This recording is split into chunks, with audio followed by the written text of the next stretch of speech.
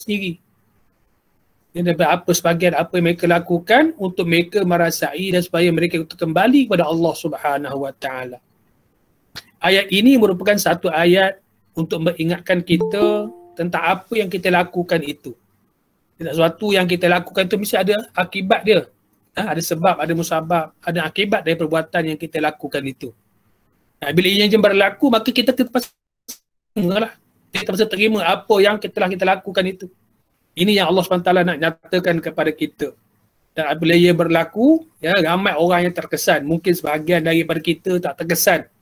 Ya, ada yang merasakan bahawa ini satu masa peluang untuk mereka berehat dan sebagainya.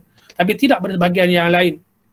Yang mana kalau kita lihat mana mula-mula berlakunya peristiwa ini, ya, masing-masing tidak begitu mengambil kisah ini berlaku pada tahun 2019 yang lalu. Mereka menganggap ini sebagai satu virus yang biasa sahaja macam demam, sesama dan sebagainya.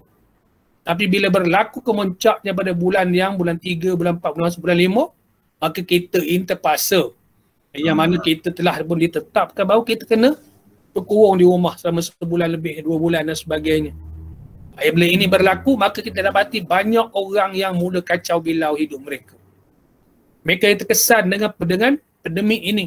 Terkesan dengan terpaksa duduk di rumah, berkurung di rumah dan sebagainya. Selama ini mereka boleh pergi ke sana ke sini dan sebagainya tanpa ada masalah. Nak balik pukul 2 pagi boleh, nak balik pukul 4 pagi boleh, tak ada masalah.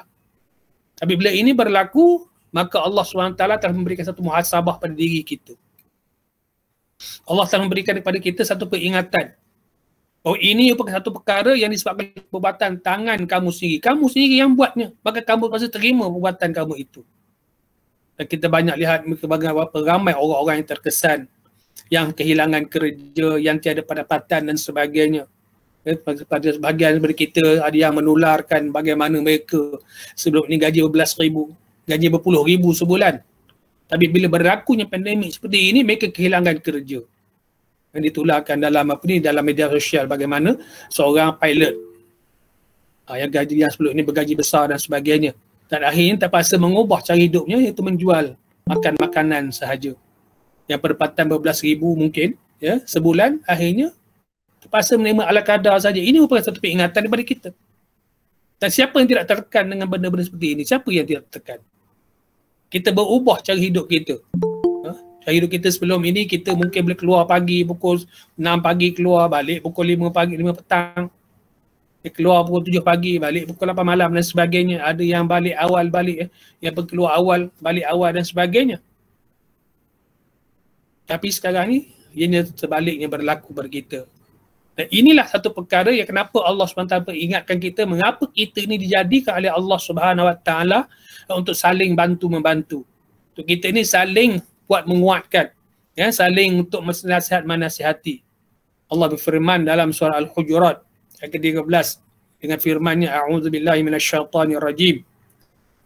Ya ayyuhan nasu inna khalaqnakum min dzakarin wa unsa waja'alnakum syu'uban wa qaba'ila lita'arafu inna akramakum 'indallahi atqakum. Sadaqallahul azim. Yang bermaksud, wahai manusia, sesungguhnya kami jadikan kamu ini daripada lelaki dan perempuan, dan juga kami jadikan kamu ini bersuku-suku, berpuak-puak, dengan tujuan untuk kamu saling kenal mengenali. Sesungguhnya orang yang paling mulia di sisi kamu, orang yang paling mulia di kalangan kamu di sisi Allah Subhanahu Wa Taala ialah orang yang paling bertakwa. Dan sesungguhnya Allah itu Maha mengetahui tentang sesuatu perkara. Kenapa saya bacakan ayat ini? Kerana ini satu peringatan kita, ya, peringatan daripada kita, daripada Allah Subhanahu Wa Taala, supaya kita mengingatkan diri kita dan juga orang-orang sekeliling kita bahawa Allah menjadikan kita ini yang berpasang-pasang. Allah menjadikan kita ini berbagai-bagai bangsa, bersuku-suku dan sebagainya. Bukan tujuan kita nak berpecah belah, bukan sekarang ini masanya untuk kita nak salahkan orang lain dan sebagainya, tidak. Tapi inilah peluang pada kita untuk kita saling kenal mengenali. Di kalangan kita ramai yang dah berkahwin dan sebagainya, ya, yang ada dah beranak dan sebagainya, mungkin ada dah bercucu dan sebagainya. Maka kita ambil roh daripada ayat ini. Yang pertama, Allah Subhanahu Wa Taala menjadikan kita ini, lelaki dan perempuan ini, dengan berbagai-bagai bentuk rupa kita. Ya, kalau kita tengok segi biologi lebih kurang, lelaki perempuan, Ya tak ada lah orang kata orang perempuan ni lubang hidung 3, ya. Kita orang lelaki lubang hidung 2, tak ada. Kita sama je. Zahirnya tapi tengok luaran sama lebih kurang saja. Ada mata, ada hidung, telinga dan sebagainya. Mungkin ada sebahagian yang Allah beri kelebihan kepada lelaki, ada yang Allah SWT beri kelebihan kepada perempuan, perbezaannya. Tapi segi makan, kita nak makan benda sama. Yang tak ada benda. Walaupun kita kata perempuan tu boleh melahirkan anak, tadi dah makan macam-macam. Ya, dia boleh makan lembu, kita malu makan kambing saja. Tak. Allah bagi kita ya sama. Nafsu yang sama, keinginan yang sama dan sebagainya. Tetapi di sana terdapat benda-benda yang kita perlu mencari perbezaan di kalangan kita, bukan cari persamaan saja. Kalau kita ingat masa-masa bekerja di Jawi dulu bahagian perkahwinan kan, bila orang tanya, Ustaz, kami ni kahwin sebab kami banyak persamaan. Sebenarnya tuan-tuan bukan yang dirahmati kita Allah SWT, kalau sama kita ni sama, tak kahwin kita. Ya, apa seronoknya sama benda yang sama? Nak makan benda yang sama. Ya, buat benda yang sama tak seronok tuan-tuan. Sebab kita ni berlainan lah. Itu yang seronoknya tuan-tuan. Ya, kalau kita tiap hari lah macam sekarang lah tuan-tuan. Ya tuan-tuan bukan yang rahmati kata Allah SWT. Kita tiap hari buat benda yang sama. Sekarang ni dah sebulan dah. Dah sebulan lah kita duduk dalam rumah terperap saja. Tak boleh nak ke mana-mana. Seronok ke? Buat benda yang sama. Ya? Ada yang kalau sekiranya kalau apa ni, dalam tengok petang tu kadang pukul 7 kan, sekarang ni PDPR ni kita kadang PDPR pula lupa apa ni, PKP kan, kita ingat yang PDPR dah sekolah ni, PKP ni kadang-kadang tengok lah pukul 7 petang kan, ada apa ni cerita-cerita TV apa, TV3, TV1 kan, ya apa rindu awak separuh nyawa je, ya rindu awak separuh nyawa, tak tahu bukan macam tu lah. Tapi tiba-tiba ada pula poster punya rindu mamak separuh nyawa. Sebab apa? Sebab rindu, dah lama tak makan, tak minum teh tarik mamak. Dah sebulan kan? Sebulan duduk kat rumah, tak boleh nak ke mana-mana. Rindu dengan teh tarik mamak. Bukan apa, kita ni. Jadi kita kalau duduk setiap hari benda sama, bangun pagi tengok komputer, alah nak tengok lagi apa lah ni, ada lagi Google Meet mesyuarat lagi ni. Kan? Ni bos suruh buat ni apa lagi, dalam sebulan ni nak buat apa lagi, banyak lagi. Bukan apa, benda yang sama, rutin setiap hari. Kalau kita pergi kerja tu lain. Kita menempuh benda yang berbeza, walaupun benda jalan yang sama, tapi kadang-kadang kita menempuh benda yang berbeza. Tapi kalau segi di rumah, kita duduk kadang tengok benda yang sama, kita bosan. Jadi itu menunjukkan kepada kita bahawa kita ni, kita ini di antara lelaki dan perempuan itu dia nak berkahwin, dia itu nak dijodoh dan sebagainya, kerana masing-masing ada perbezaan. Perbezaan di antara kita. Jadi yang perbezaan ini yang menyeronokkan kita. Kita nak saling kenal, mengenali benda-benda yang baru. Tengok dia kenal, oh dia keluarga dia macam ni, ini keluarga kita macam ni, kita perkenalkan keluarga kita. Kan kita terpaksa menerima lah perbezaan tersebut. Tak boleh kita nak ikut seronok kita saja, tak boleh. Kerana apa? Kerana bila kita ikut seronok kita saja, kita tak akan berjaya dalam kehidupan ini. Maka kita perlu menempuh setiap cubaan tersebut. Kita selalu menempuh setiap perbezaan ini, yang mana kalau semakin banyak percubaan yang kita lalui, sebagai banyak rentangan yang kita lalui, makin kuat kita akan hadapi. Emosi kita akan makin kukuh, makin kental dan sebagainya. Bukannya kita hilang kepercayaan, tidak. Tapi kita akan semakin kukuh. Kerana untuk berjaya tu bukannya kita salih jalan saja berjaya, tidak tuan-tuan. Umpamanya rahmat kata Allah SWT, kita tak boleh menempuh kejayaan itu hanya dengan sekali jalan saja, tidak. Ya? Kerana itulah kalau kita orang tanya kita dan kita selalu, sahabat-sahabat kita selalu berceramah dan sebagainya, nak dapat syurga tu bukan benda yang mudah. Ya? Bukan benda yang mudah, kita kena bayar harga yang mahal. Siapa kata syurga tu mudah? Tidak. Susah tuan-tuan nak pergi syurga ni. Semayang sendiri pun, inna salata la kabiratun ila alal khashi'in. Semayang itu, ya? Semayang itu bukan satu perkara yang berat. Berat semayang ni, bukan satu perkara yang ringan. Siapa kata siapa yang ringan? Allah sendiri menyatakan bahawa semayang itu berat. Jadi bila dia berat, maka kita nak ke syurga dengan bersembahyang, menunaikan sembahyang, satu perkara yang berat, satu perkara yang sukar. Ramai di kalangan kita, kalau kita tengok orang Islam sendiri pun, nama Islam, semangat Islam. Dia sebut nama Palestin ni sedang oleh Israel, Amerika lah pakai lah ya, selendang Palestin lah, baju Palestin lah, tak sebagainya. Tapi tak semayang tak? Tak semayang. Itu memang salah juga. Salah oleh kita. Kerana apa kita tak boleh berjaya? Sebab kita tidak ada kekuatan dalaman. Kerana itu bila kita tuan-tuan puan yang dirahmati kata Allah Subhanahu Wa Taala, bila kita nak berjaya, kita nak mengekalkan, kita nak mengukuhkan emosi kita juga mental kita, yang pertama kita mesti menerima perbezaan di kalangan kita. Dan mesti terima. Kalau kita hanya mencari persamaan semata-mata, kita tidak akan berjaya.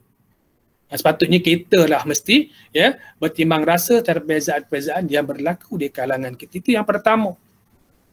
Bila kita berkahwin dengan pasangan kita, kena kenal lah. Yang kedua, selain kita cari perbezaan, yang kedua kita pasal menerima kekurangan dan kelebihan yang ada pada diri mereka dan ada juga pada diri kita. Tuan-tuan bukan yang dirahmati kata Allah.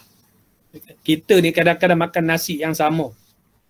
Kita katalah tak kira lah bas mati ke bas hidup, tak kira lah naik bas ke naik kereta, tak kira lah kan bas mati ke apa dan sebagainya, tak ada masalah. Kita katalah kita sekarang belilah beras kita, rumah kita duduk sebelah meja belah, beras yang sama. Kita tak sebutlah nama salah satu ni, ada Faizal Mas lah, kita beli Faizal Mas, yang sebelah sana beli Faizal Mas juga. Tapi mungkin cara berbeza. Yang ni kita menggunakan ni periuk menggunakan Panasonic, yang ni menggunakan periuk nasional, yang ni menggunakan gas, yang ni menggunakan elektrik. Cara masak yang berbeza.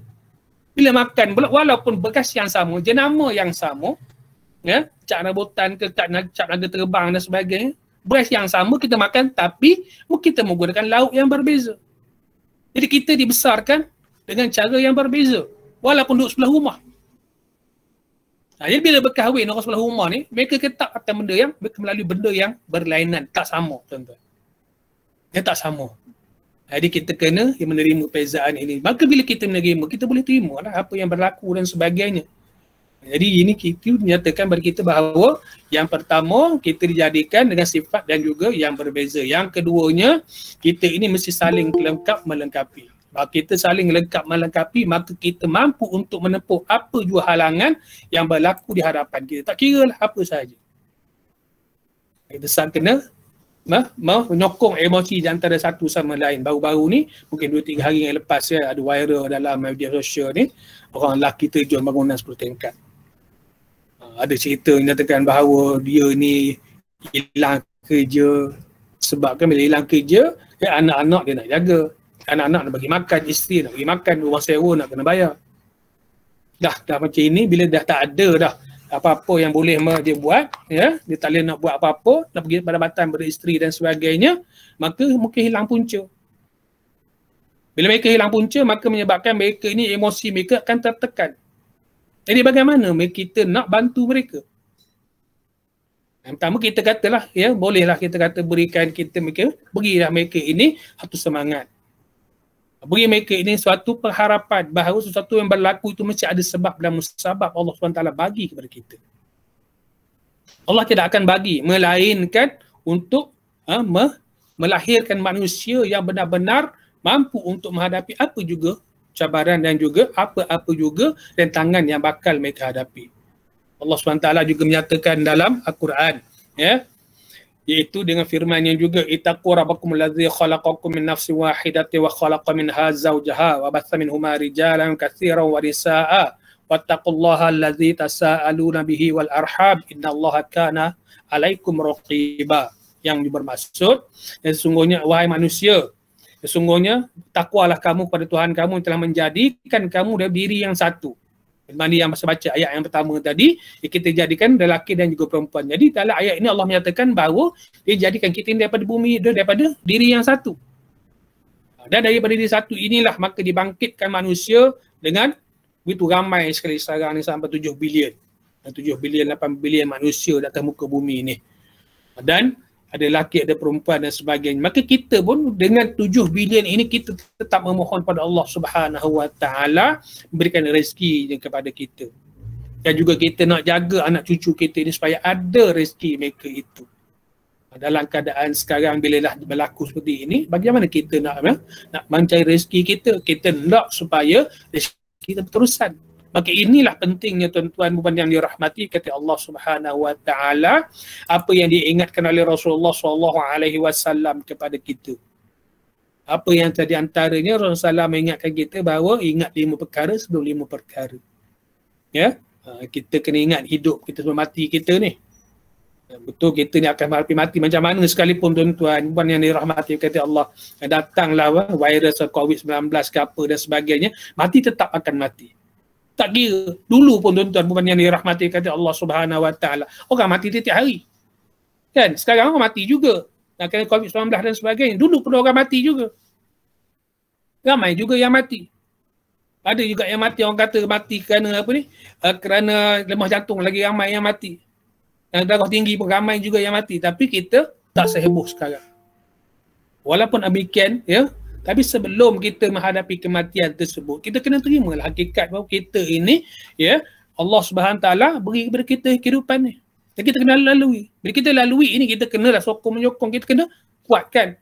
Iaitu kerana itu di antaranya, ya, di antara Allah Subhanahu Taala bagi kepada kita, wala nabluwannakum min bisyai'in minal khaufi wal ju'i. Sesungguhnya kami akan beri kepada kamu ini suatu bala, satu percubaan. Akan beri ujian kepada kamu, di antaranya iaitu ketakutan dan juga kelaparan. Ada dua perkara tuan-tuan yang dirahmati kita Allah.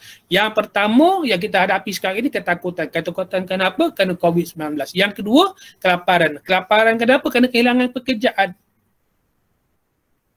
Kita mungkin sebahagian kita mungkin tak berasa tentang perkara ini. Tapi ada di kalangan anak-anak kita yang mungkin tidak bekerja seperti mana kita, mereka kehilangan pekerjaan. Siapa tanggung? Mungkin mak ayah dia yang tanggung. Kan? Kalau kita yang dah pun berusia dan sebagainya, kalau tengok anak-anak kita sendiri pun, mungkin anak-anak dalam rumah kita sendiri yang hilang pekerjaan, kita tengok apa yang berlaku pada mereka. Mungkin yang tak berkahwin, okey, tak ada masalah. Boleh tinggal bersama kita. Kalau yang dah berkahwin, katakan kita pula yang dah tanggung hidup mereka. Walaupun demikian, kita boleh terimalah. Kerana mereka merupakan zuriat kita, maka kita terpaksa terima hakikat berkenaan. Jadi, di manakah kita pada ketika itu? Apakah kita nak marah pada mereka? Apakah kita nak marah bertakdir Allah Subhanahu Wa Taala? Tak boleh kita nak marah bertakdir kerana Allah menyatakan wala nabluwannakum, dan kami akan uji kepada kamu. Dan demi sesungguhnya, wala la di sini menunjukkan kepada orang sesungguhnya betul-betul kami akan menguji kamu. Tujuannya apa? Supaya kamu ini boleh untuk menerima hakikat bahawa itu yang akan berlaku kepada kamu. Dan bila kita setiap hari berhadapi tersebut, dan setiap hari kita ini redha dengan apa yang Allah SWT berikan kepada kita, maka kita akan bersedia untuk menghadapinya. Kerana itu tuan-tuan, puan yang dirahmati kata Allah, mungkin di kalangan kita ni, masa senang kita lupa, masa susah. Salah satu di antaranya Rasulullah pesan kita ingat, masa senang. Bila susah nanti, kita kena ingat. Jangan masa senang ni, beli kereta macam, tapi nak macam orang lain. Tengok kereta Ferrari, bunyi betul lentang, kita kancil je. Kita tukar exhaust, pakai exhaust yang 7 inci, 8 inci, tu nak bagi sama macam kereta Ferrari, macam Lamborghini. Sebiji satu exhaust tu harga dekat 12,000. Kereta kancil berapa ribu, tiba-tiba beli exhaust 12,000, tukar pula dia punya sport rim pula 17 inci. Jangan masuklah 17 inci dengan kereta kancil, tak lepas. Mungkin 13 inci, 14 inci okey lah. Jangan masuk 17 inci, tak berjalan kereta tu nanti. Tapi ada satu kalangan kita pun dah masukkan lagi dengan sound system dalam kereta kancil, harga 15,000. Tak ingat ketika mana senang. Tapi bila berlaku macam ini, bila berlaku kesusahan dan sebagainya, dia mana nak cari duit? Takkan nak beli, nak tukar, nak jual exhaust kereta tu, siapa yang nak beli? Takkan nak jual rim sport tu, siapa yang nak beli? Dan zaman sekarang seperti ini, tak ada orang nak beli. Tapi kita kena ingatlah, walaupun RM1 ataupun RM2, kita kena bersedia untuk masa akan datang. Betul, rezeki daripada Allah SWT, tapi persediaan kita ini, kita kena jaga, kita kena pelihara benda-benda seperti itu. Dan juga bila kita ini menerima apa-apa bencana dan sebagainya, yang pertama kita kena sebutlah, inna lillahi wa inna ilaihi raji'un. Ustaz, tak ada orang nak mati Ustaz. Betul, kita kena ingat musibah ni bukan mati sahaja. Allah menyatakan allazina idza asabathum musibatun qalu inna lillahi wa inna ilaihi raji'un. Yang mana apabila mereka itu ditimpa satu-satu musibah. Musibah tak kira lah kemalangan ke, kematian ke, penyakit ke apa dan sebagainya, itu bukan musibah. Maka kita kena sebutlah inna lillahi wa inna ilaihi raji'un, menunjukkan bahawa kita ini kita redha dengan apa yang Allah SWT berikan kepada kita. Bila kita terima keadaan itu yang pertamanya, maka kita akan merasa tenang. Tak ada rasa tertekan. Ya? Tak adalah kita rasa nak bunuh diri dan sebagainya, tidak.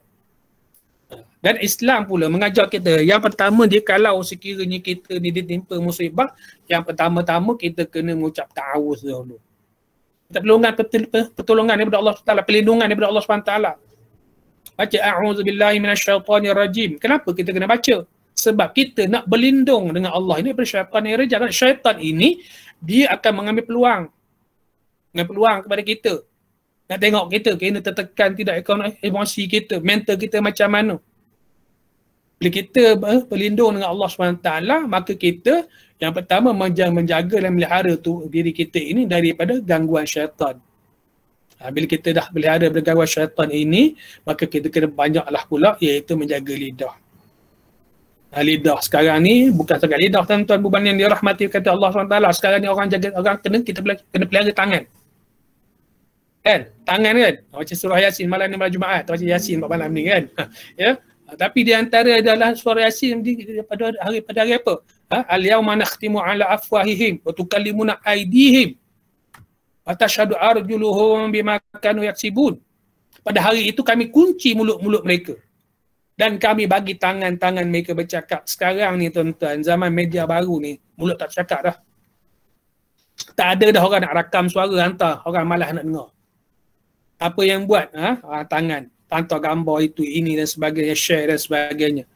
Saya sendiri tuan-tuan yang dirahmati kata Allah sekarang ni, ya, bekerja di SKMM.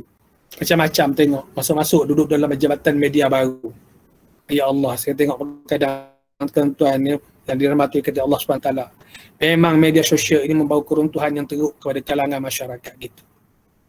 Kita gunakan, menggunakan tangan lah. Tak cakap, tangan ambil gambar ini sebagainya. Hingga mendatangkan fitnah. Kadang-kadang tak bukan perkara tak kena-kena dengan diri sendiri pun dia ambil gambar. Boleh disebarkan. Cerita ke orang. Ambil gambar orang lain. Masuk dengan gambar orang lain. Dia ubah muka ni. Ambil badan orang ni, muka orang ni dan sebagainya. Dan sebar kepada orang lain menggunakan media sosial. Ini yang Allah SWT ceritakan kepada kita dulu dah. Allah turunkan ayat Quran 1400 tahun yang lama dah. Lebih 1400 tahun ayat Al-Quran tersebut turunkan. Ya? Tangan-tangan yang bercakap sekarang ni tak pelik lah. Kalau orang dulu tanya, orang tanya kita, mengapa Ustaz ni ayat Quran tak betul? Kenapa tangan bercakap? Sekarang kita tengok. Tangan sedang bercakap. Menghantar berita lebih laju daripada lidah dan sebagainya. Yang ini yang kita kena jaga tuan-tuan buban yang dirahmati kata Allah. Dan saya nasihatkanlah kepada tuan-tuan buban yang dirahmati kata Allah, ya, yang mendengar dan juga tidak mendengar, sampaikanlah kepada mereka, terutama dalam zaman sekarang ni. Kalau makan durian tak payah cerita ke orang lah. Tak ada status kan Facebook, tak ada status WhatsApp. Ni petang ni buat apa ni? Petang ni makan nasi Arab. Tak ada masalah tuan-tuan. Kita memang seronok cerita ke orang, tapi kita tak terasa ke orang lain. Orang yang tak boleh nak makan, yang hilang pekerjaan, yang merempat sana, merempat sini sebagainya, dapatkan nasi ayam. Bukan dapat nasi Arab. Nasi ayam makan pun tak boleh. Nasi ayam apatah lagi. Nasi ayam makan pun mereka tak boleh, tak mampu untuk mereka makan. Ya? Bukan tak bagi nak tunjuk-tunjuklah status, tak ada masalah. Makan durian ke, makan nasi Arab ke, makan tambah itu ini, kenduri, kedara dan sebagainya. Ya. Tapi janganlah melampau-lampau sangat. Setiap hari tu cerita ke orang. Saya terbaca dalam satu petikan yang dalam bahasa Inggeris, saya berlupa dah siapa yang tulis dalam status tu. Status juga lah kawan kita lah. Dia kata apa? Dia kata kematangan seseorang itu bermula sejak bila? Mula iaitu bila dia tidak lagi menghantar status cerita tentang apa yang dibuat pada hari itu. Ya? Kita dah cerita lah kat orang. Tadi pergi kedai beli roti mamak. Tadi pergi kat kat taman bunga. Ambil gambar taman bunga. Tadi pergi ambil ambil anak kat sekolah. Ambil gambar anak sekolah dan sebagainya. Tadi pergi bank. Transfer duit. Cerita kat orang juga. tak payahlah cerita semua sekali. Sebab kadang-kadang tuan-tuan yang dirahmati oleh Allah, orang ni bosan nak tengok tiap hari cerita. Pasal makan, berbunga dan sebagainya. Kalau benda-benda manfaat, okey juga nak kita nak kongsi dan sebagainya, boleh lah. Orang lain ambil manfaat dan sebagainya, kadang-kadang macam tadilah. Ya, kita buat satu quote, ataupun kita kata ada benda perkataan-perkataan yang boleh orang baca. Tak payahlah banyak-banyak sangat. 2-3 ayat okey, cukup lah. Orang tengok, oh sikit ni apa benda. Ya, Quran kan, kadang-kadang ayat Quran pendek-pendek kan. Inna a'tainaka al-kautsar. Kami berikan kepada kamu, wahai Muhammad, al-kautsar. Telaga kautsar. Pendek ayatnya. Wal asri, demi masa. Pendek ayat Quran. Yang cerita panjang-panjang tu malah ada cerita panjang-panjang. Tapi yang cerita pendek-pendek yang peringatan ini, ya Allah SWT buat pendek je. Bukan panjang-panjang sangat. Kenapa? Kerana nak beri peringatan kepada kita supaya kita ini mengambil manfaat daripada perkara tersebut. Yang ketiganya, kita cubalah kita ubah kehidupan kita. Contoh rumah kita lah. Kan? Hari ni tengok meja duduk sini, tapi jangan buat tiap hari, letih. Nak ubah posisi bilik kita. Ada yang bergaduh. Betul, kena benda ni kena bincang juga dengan suami isteri. Kan, kalau kita ni suami kadang balik-balik rumah, dah sebulan duduk kat rumah tak ada benda nak buat, ya, ubahlah kursi yang jadi macam ni. Tiba-tiba ya, so isteri dia keluar pergi pasar sekejap, dia tak pergi, isteri pergi pasar.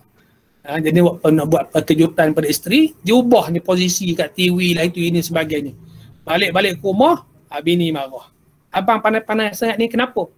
Tak payahlah besok pergi kerja lah. Kenapa dia marah? Sebab kenapa? Dia memang itu kesukaan dia. Duduk macam itu. Tiba-tiba kita ni dia ubah.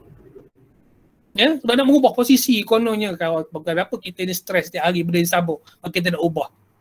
Boleh nak mengubah tapi bincanglah. Janganlah buat siri-siri, kejutan dan sebagainya. Memang terkejut buatnya. Memang kita kena hambat keluar rumah. Sudah. Ya. Tak boleh juga. Jadi walau apa keadaan sekalipun kita cubalah. Mungkin mengubah kedudukan TV. Ya, hari ni macam ni, besok tukar pula. Buat tiap-tiap hari tu. Lemak tak lama TV tu hilang dah ke mana. Tapi kita perlulah, cubalah ubah sedikit suasana dalam rumah kita dan sebagainya. Mungkin ada peluang daripada kita untuk bincang sama-sama. Dan juga, ini juga kerana apa? Kata Abu Zar radhiyallahu anhu, Rasulullah SAW menasihatkan, bila kalian marah dan dia dalam keadaan posisi berdiri, hendaknya dia duduk. Ya. Kemudian bila kalau dia duduk juga, maka dia naklah baring. Baring tak boleh, tidur. Kenapa Rasulullah nak ceritakan kepada kita, bila kita ni marah, yang pertama kalau tak boleh, kita ambil wuduk dulu. Ya, kerana apa? Kerana kemarahan ini, kita nak ubah keadaan kita. Dan kadang kita stres sekarang ni, mungkin tak ada kerja apa sebagainya, kita cuba ubah cara hidup kita. Kita ubah cara hidup kita. Kalau dulu kita hidup mewah, kita tiap hari hidup makan ni, keluar sana, keluar sini dan sebagainya, sekarang tak boleh keluar. Maka kita kena hidup cara ala kadar lah. Kalau dulu kita makan tiap hari, mesti makan ayam mesti ada, ikan mesti ada, daging mesti ada, sayur ada 2 jenis, air mesti ada 3 jenis. Makan nasi dengan ayamnya, yang lain tak tahu gimana. Contoh lah ya, kalau dulu kita makan, kalau atas meja tu masih ada 3 lauk. Sekarang ni cuba ubah. Tengok keadaan sekarang yang kita sedang hadapi ni. Ubah. Mungkin kita ada sekarang ni, kita ubah bagi 2 lauk saja. Dan mungkin ayam ya dengan sayur sahaja, beren air, okeylah. Kenapa kalau kita tak ada masalah, okey tak ada masalah, tapi bagi mereka yang terpaksa menghadapi keadaan seperti ini, nak mengurangkan risiko kita menghadapi tekanan emosi dan sebagainya, nak fikir besok makan apa dan sebagainya, maka kita kena mengurangkan perbelanjaan kita. Kalau dulu kita pergi kereta hari, nak pergi pejabat naik kereta, mungkin sekarang kita kena ubah naik motosikal ataupun naik kenderaan awam. Sekarang ni pula kerjaan bagi peluang bagi kita, harga tambang bertiket murah-murah. Ambil peluang lah. Mungkin pasal berjalan sikit dan sebagainya. Tapi kita cuba ubah keadaan tersebut. Sesekali kita ubah keadaan itu. Itu boleh mengurangkan sebenarnya tekanan emosi kita. Kita tengok orang lain dalam kereta api. Tengok orang lain dalam MRT, macam mana kehidupan mereka dan sebagainya. Kadang tiap hari kita duduk mandu tiap hari. Kalau jam dan sebagainya, mulut tak habis. Orang kalau mulut kita ni tak apa juga bertasbih. Tapi bertasbih mana lah duk maki orang. Ya? Kereta ni macam kereta lembu. Baik kereta lembu daripada kereta kancing dan sebagainya. Kita tak boleh lah. Ya, kita cuba untuk mengubah posisi kita supaya kita ini boleh menerima kelainan sedikit, bubuh sikit kedudukan kita. Kemudian yang seterusnya kita iaitu mengingat keutamaan kita menjaga emosi ini untuk menjaga keluarga kita. Kerana anak-anak kita melihat kita. Anak-anak kita belajar daripada kita. Kerana peluang ini sebenarnya, kalau kita fikir-fikir baliklah kan, setahun kita menghadapi perkara seperti ini, banyak yang kita pasal hadapi pas kita duduk di rumah banyak lagi dan sebagainya. Peluang kita duduk di rumah bersama anak-anak, maka anak-anak lihat kita, tengok kita. Mungkin kita bekerja setiap hari di hadapan komputer dan sebagainya, anak-anak belajar daripada kita bagaimana kita bermuamalah, bermuasyarah, kita bercakap di dalam dengan kawan-kawan kita dalam komputer. Anak-anak belajar daripada kita. Kalau kita bercakap dengan cara yang elok, pakaian elok dan sebagainya, bersopan dan sebagainya, maka anak-anak akan mengambil kaedah ini daripada kita. Maka itu salah satu daripada kita mengurangkan tekanan-tekanan ini. Dulu kita tak merasa, tengok anak-anak fikir anak-anak ni macam mana lah duduk di pejabat kita fikir pasal anak-anak. Kan anak ni makan, minum dan sebagainya. Sekarang lain pula. Tengok anak-anak, kita kadang-kadang kawan jugalah tengok dalam viral masing-masing kan. Dan status masing-masing kata Budi sekarang ni, kalau dulu fikir anak-anak sekarang ni, kena pasal layan anak nak makan panjang-panjang. Yang makan pagi, siap. Dia habis makan pagi, pukul 10 nak makan lagi. Ya, mereka tak boleh nak keluar tak boleh. Apa nak buat, makan je lah. Tapi kadang-kadang bila kita tengok balik kan, benda kadang-kadang benda ni menyeronokkan juga bagi kita dapat benda-benda yang baru, belajar benda-benda yang baru. Bukan kita hanya statik satu perkara saja, tidak, pada kita berbagai-bagai. Dan yang paling penting tuan-tuan yang dirahmati kata Allah Subhanahu Wa Taala, terutamanya dalam keadaan sekarang, yang paling utama kita ini untuk menghadapi tekanan emosi ialah kita kena banyak kata Allah Taala. Ya, ya Allah Subhanahu Wa Taala menyatakan Al-Quran surah Ar-Ra'd 2:28 dengan firman-Nya, allazina amanu wa tatma'innu qulubuhum bi dzikrillah ala bi dzikrillah tatma'innul qulub, yang bermaksud iaitu orang-orang yang beriman dan tenang tenteram hati mereka dengan zikrullah. Ketahuilah bahawa dengan zikrullah itu hati akan tenteram. Itu yang pertama. Ya, yang utama yang perlu kita ingat bahawa bila kita ini rasa tak tenteram, rasa resah, gelisah dan sebagainya, yang pertama kita kena ingat kepada Allah Subhanahu Wa Taala. Dan apa yang paling baik sekali iaitu sering kita baca, kadang-kadang kawan-kawan kita hantar dan sebagainya, dia kata apa? Ya, dia kata malam yang terbaik, malam apa? Malam diturunkan Al-Quran padanya. Dan siapakah malaikat yang terbaik? Iaitu malaikat yang menurunkan Al-Quran, iaitu Jibril. Dan siapakah manusia yang terbaik? Manusia yang terbaik ialah manusia yang menerima Al-Quran, iaitu Rasulullah SAW. Jadi tuan-tuan puan yang dirahmati kata Allah Subhanahu Wa Taala, zikir pada Allah ni yang baik ialah baca Al-Quran. Dan baca Quran bukan kita mesti baca khatam Al-Quran tersebut. Kalau kita mampu tak ada masalah. Kalau kita ni orang hafiz tak ada masalah, khatamlah Quran. Tapi tidak semestinya kita kena khatam Al-Quran. Ramai orang di sana tak boleh baca Al-Quran pun. Maka kita bagilah kepada mereka tips yang paling mudah, iaitu bacalah Al-Quran yang mana mereka boleh. Ya, surah Ikhlas ke yang mudah, Qul Huwallahu Ahad, 3 kul ke 4 kul dan sebagainya. Kira bacalah Al-Quran itu. Semoga bila mereka mengulang-ulangi ayat Quran tersebut, ya, mereka akan merasa tenteram dan tenang. Macam kita sendirilah, ya. Macam kita sendiri. Selama kehidupan kita, 40 tahun, 50 tahun, 30 tahun, kita semayang, pernah kita rasa jemu ke baca Al-Fatihah? Ustaz Azlan dia bercerita, Ustaz, hari ni saya nak baca saya jadi imam, saya tak baca Fatihah, bosan baca Fatihah, dah lama nak baca Fatihah, hanya baca ayat lain pula dah. Kan? Tak ada lah, kita tak pernah merasa macam itu. Takbir Allahu Akbar, Bismillahirrahmanirrahim, Alam tara kaifa fa'ala rabbuka bi ashabil fil. Ustaz ni betul kena mereng ke Ustaz ni? Ya, agak lama sangat duduk jadi PKP ni, itu jadi apa ni, tak ingat dah jadi imam macam mana agaknya. Orang boleh komplain kat belakang. Subhanallah, subhanallah kat belakang kan. Ya. Orang kat belakang mulalah subhanallah. Kita ni tak apa dulu, apa kata aku dah lama baca Fatihah. Malah baca Fatihah hari ni, baca yang lain pula. Tak ada. Tak pernah berlaku kepada manusia mereka rasa bosan untuk baca Fatihah. Dah baca tiap hari 17 kali. Lepas daripada lepas sembahyang baca lagi. Nak naik kereta, nak naik kenderaan. Lepas kita baca doa dan sebagainya, baca lagi Fatihah. Bukan apa kita nak mendapat keberkatan Al-Fatihah. Dan juga ayatul kursi.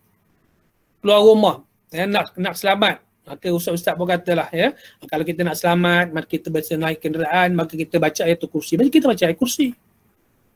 Dan ketika mana kita ini nak tidur baca ayatul kursi, kita tak pernah jemu baca ayatul kursi.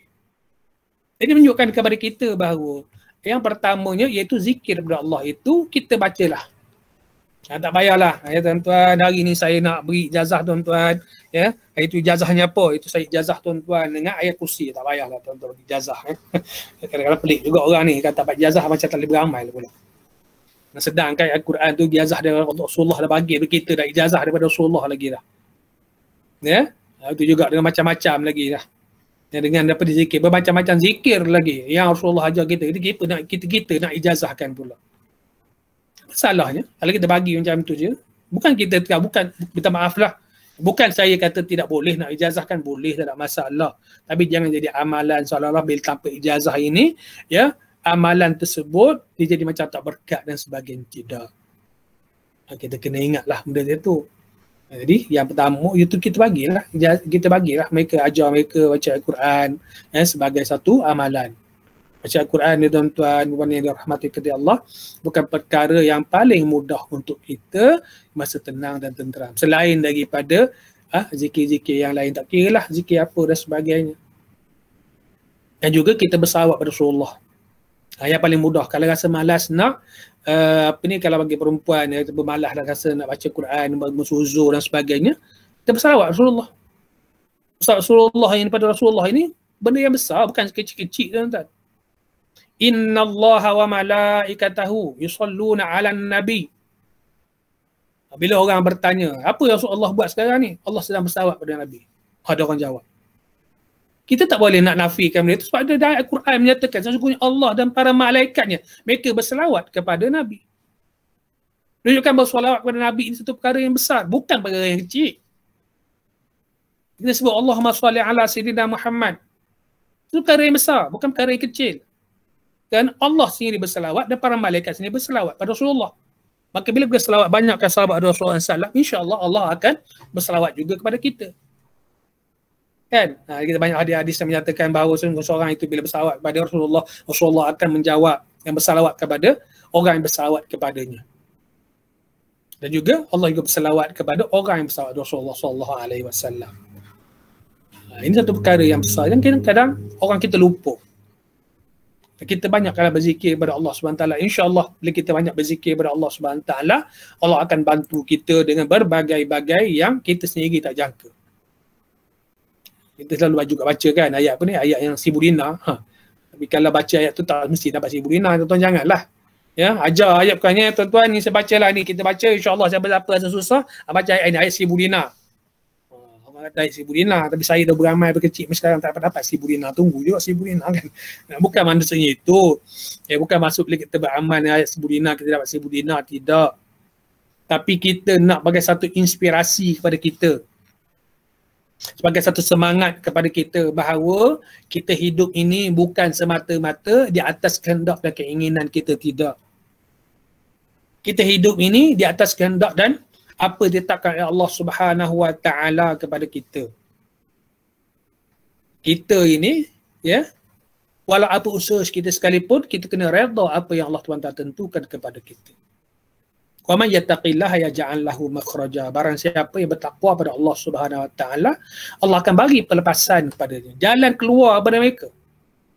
Wa yarzuquhu min haitsu la yahtasib, dan dia akan rezekikan kepada kamu itu, pada mereka itu dengan cara yang tidak disangka-sangka. Sekarang ni yang berlaku sekarang ni, mungkin kita tak sangka kita yang berlaku. Ramai orang hilang kerja dan sebagainya. Tapi rupanya ada di sana kebaikan. Ada juga kebaikan dari siapa? Iaitu pada orang yang grab food ni. Makanan-makanan yang dihantar ni. Kalau dulu orang bisnes ni susah nak hidup. Tapi sekarang ni tengok. Saya tiap hari depan rumah, kadang-kadang bila duduk depan komputer ni, tingkap menghadap ke jalan, tengok kena ada lagi ada orang hantar kat rumah aku ke. Tengok orang rumah sebelah, ada makanan hantar, ni barang ni hantar dan sebagainya. Kalau dulu tak pernah kita tengok, dalam seminggu nak dapat jumpa satu penghantar makanan ni payah. Sekarang ni tiap hari ada. Ada sehari bukannya sekali. Kadang-kadang 4-5 kali. Kadang-kadang kita pun tengah mesyuarat pun terganggu. Kat pintu rumah aku ke dia hantar. Kenapa Allah bagi pada mereka? Ya? Min haitsu la yahtasib, cara yang tidak disangka-sangka. Macam kita juga. Kalau dulu mungkin kita ini, ya, kalau kita bahasa ulang tiap hari pergi pejabat dan sebagainya bagi orang yang bekerja. Tapi tiba-tiba bila kena PKP, pejabat seminggu sekali. Haji Mat duk minyak kan main banyak dia kan, ya. Kalau dulu duk minyak kena bayar satu bulan dalam sebulan kena 400-500. Tiba-tiba sampai PKP ni RM100 pun tak habis. Bermakna kita ada save RM400. Maka di sanalah Allah bagi pada kita. Dan apa yang Allah bagi pada kita ni, maka kita bolehlah beri peluang bagi kita dan sebagainya, bagi peluang ada anak-anak dan sebagainya merasa kenikmatan yang Allah bagi pada kita ni. Bila kita ni bersyukur kepada Allah SWT, kita merasa bahawa apa yang Allah berikan cubaan ini sebagai untuk menguatkan kita, insya-Allah tuan-tuan dan puan-puan yang dirahmati kata Allah, kita tak akan merasa tertekan. Kita tak akan merasa kata susah hati dan sebagainya. Kerana kita percaya bahawa sesuatu itu ada kebaikannya, ada kemanfaatannya, ada benda-benda yang Allah nak bagi kepada kita. Ya. Itu di antara perkara-perkara yang boleh kita kongsi pada malam ini, ya, yang boleh kita saling memberikan peringatan. Semoga apa yang kita dapat ini akan dapat mengukuhkan kita, akan dapat bantu kita dan berikan kepada orang lain dan sebagainya. Dan tuan-tuan, yang paling utama sekarang ini, apa yang kita belajar daripada pandemik ini, kita belajar bagaimana rupanya di kalangan kita ada orang yang sama kita tak kenal dia, tetapi rupa-rupanya jenis orang yang baik hati. Seorang yang banyak bantu. Kalau dulu tuan-tuan, kita payah kita nak jumpa orang yang beli beras sekilo bagi kepada orang, beli gula sekilo bagi kepada orang. Tapi sekarang ni kita tengok di mana-mana berlaku. Kadang-kadang kita pergi mana masjid dan sebagainya, mudah orang nak bagi, dia hantar masjid. Kat masjid kadang-kadang ada 10 beg. Siapa bagi? Ni ada orang bagi tadi, dia suruh bagi pada orang miskin.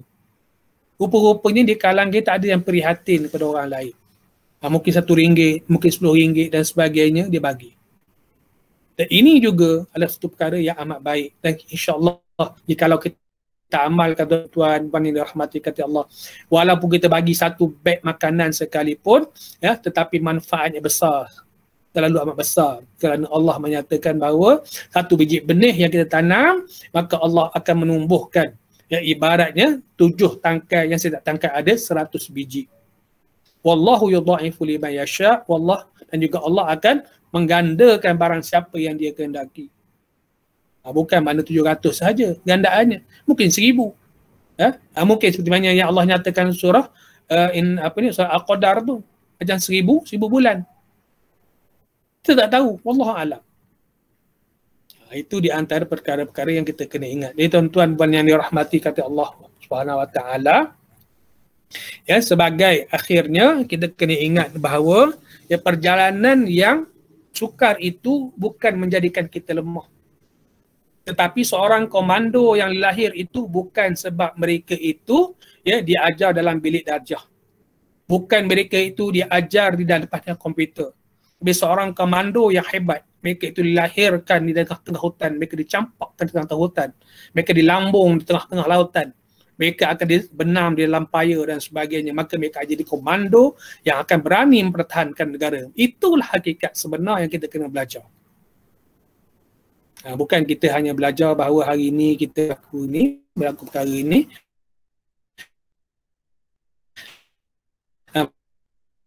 Maka Allah memberikan kepada kita perkara ini supaya kita menjadi kuat. Ya? Perjalanan yang jauh akan melahirkan manusia yang banyak potensi. Manusia yang bakal menempuh cubaan dengan hati yang kukuh dan juga padu. Dan banyaklah berzikir kepada Allah SWT, insya-Allah. Berzikir kepada Allah SWT ini akan menjadikan kita ini kuat dan kita akan menjadi lebih bersemangat dalam kehidupan ini, insya-Allah. Setakat itulah, ya, untuk ni Kalau ada apa-apa, saya serahkan baliklah kepada Ustaz Azwan sebagai pengurusi kita pada malam ni. Wabillahi taufiq hidayah. Assalamualaikum warahmatullahi wabarakatuh. Waalaikumsalam warahmatullahi wabarakatuh. Terima kasih kepada Ustaz Anwar Hakim atas perkongsian tausiahnya pada malam ni. Tausiah ia satu pesanan kepada diri kita semua untuk sama ambil ingatan sebagai untuk cara kita muhasabah diri. Mudah-mudahan sama-sama kita dapat panduan daripada disampaikan pandai yang baik itu dapat kita jadikan ikutan, dan apa-apa yang buruk tu sama-sama kita jauh-jauhkan, sama-sama kita tinggalkan.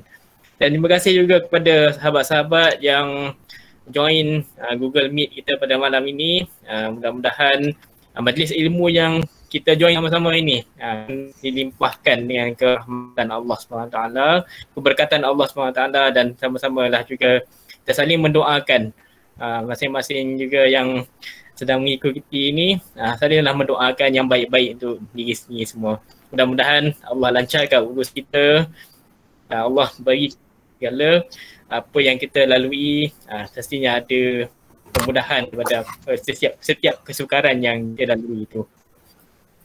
Okay, dan kita perlu ingat rezeki itu tak pernah salah alamat. Bila ada Allah SWT, tak perlu risau pun. Itulah saja yang dapat kita ikut sama-sama pada malam ni. Terima kasih semua. Kerana yang ada yang tak sempat ikut tu, kita boleh sama-sama sampaikanlah, kongsikanlah pada apa yang kita dapat. InsyaAllah. Sekian daripada saya. Kalau sahabat-sahabat lain kalau ada yang nak kongsi juga, dia alu-alukan. Dia cikgu pun tadi ramai, meriah juga saya rasa malam ni. Alhamdulillah. Dan kita jumpa lagi pada sesi yang akan datang, sesi tausiah yang akan datang, program-program yang akan datang juga insya-Allah. Dan terima kasih kepada semua.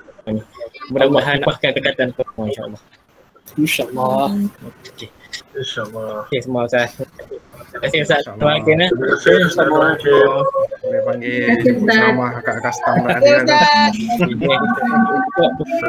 Alhamdulillah. Tahniah lah Jawi, tahniah dengan Nawah. Tahniah. InsyaAllah.